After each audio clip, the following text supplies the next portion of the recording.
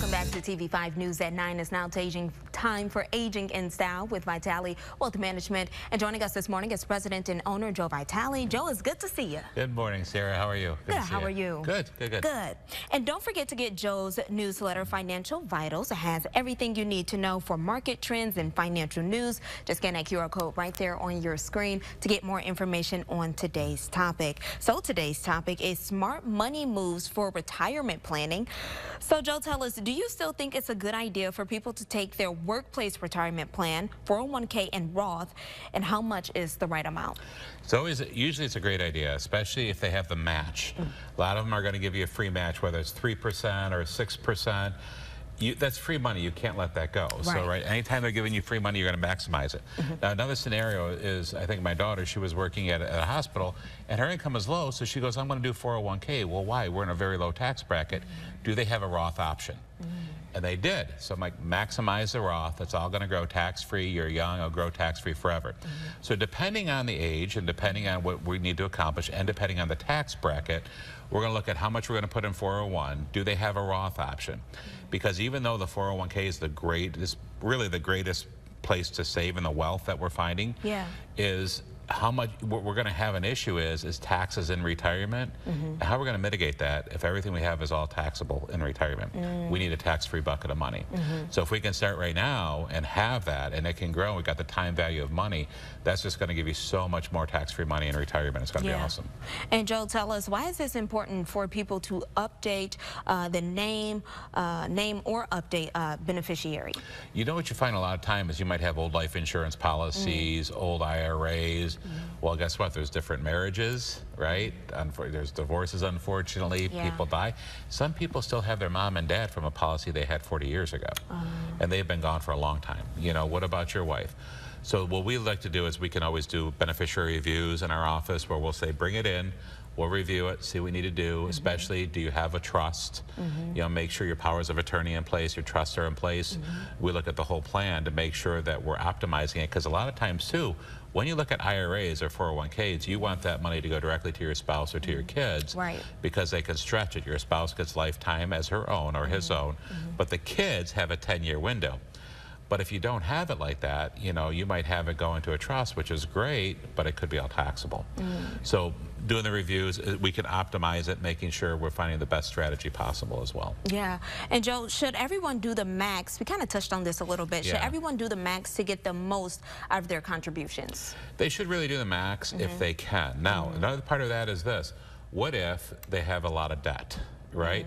And I say, well, I'm maxing it out. Now, you have to know yourself and your disciplines for sure.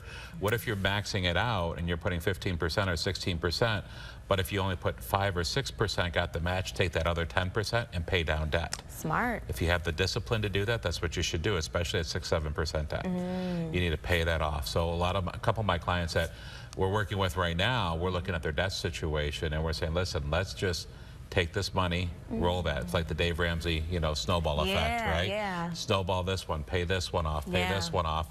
That way you come into retirement with no debt. It's a beautiful scenario. I bet that does feel great to just have no debt. Yeah, it's a great feeling. So, Joe, tell us, when it comes to required minimum distribution, what's the best way to have a plan for them? And also, what options do people have? And what are the most recent changes? You know, a lot of the required minimum distributions, the most recent changes, they went from 70.5 to 72, 72 to 73, and now even up to 75. So what a lot of people don't realize is when you're doing required minimum distributions, nobody really, if they don't need the income, they don't want to touch their IRAs until they have to take them. But at that point, you might have $40, $50, $60, $70,000 in required minimum distributions every year.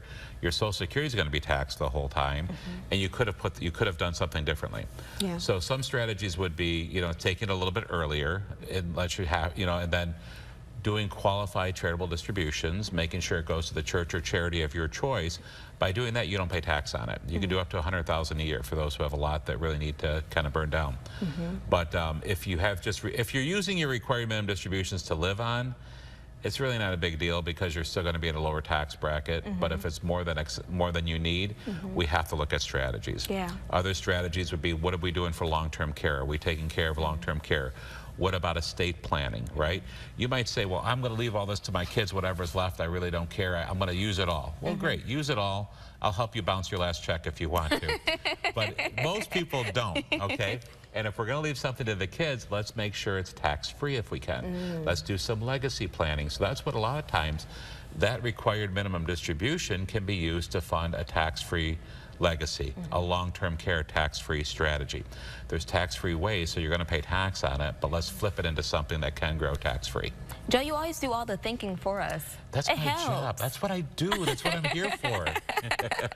So, Joe, tell us, what are the qualified charitable distributions, and are there any other options that retirees should do? Yeah, the QCDs, qualified charitable distributions, a lot of people, and that's what they say, well, I give a check every week. One of my clients just talked to him. They said, yeah, I tithe 10% every week. I said, did you know about QCDs? He said, no, I had no idea. Well, you can't get it because of the tax code. You're really not going to be giving more than your personal deduction. So let's just take that amount that you give to the church, let's say $6,000 a year, right out of your IRA required minimum distribution. You don't have to pay tax on that. We just saved you. There's $1,500 right there, right? Nice. And that's just one piece. But another way is kind of parlay that into something that can grow, like with the tax-free strategies, a long-term care hybrid. And that's the biggest thing with long-term care. Everybody's like, well, Joe, if I don't use it, I wasted my money, right? Yeah. Well, that's true. But what if you get the hybrid type, where if you never use it, your family gets a tax-free death benefit? Nice. That's the way to do it. That's kind of what I personally did as well, because nobody's got the crystal ball. You want to make sure you take care of everything. Right. But whatever's left, if we can make it go tax-free to our beneficiaries, so the government doesn't get it, that's all the better, right? So that's kind of where we go with that. Yeah. Good stuff, Joe. Anything else you want to add? Oh yeah, I wanted to add, because I know we're going to be right in the middle. We've got open enrollment with Medicare right now. So definitely what's happening is get a hold of Alex in my office.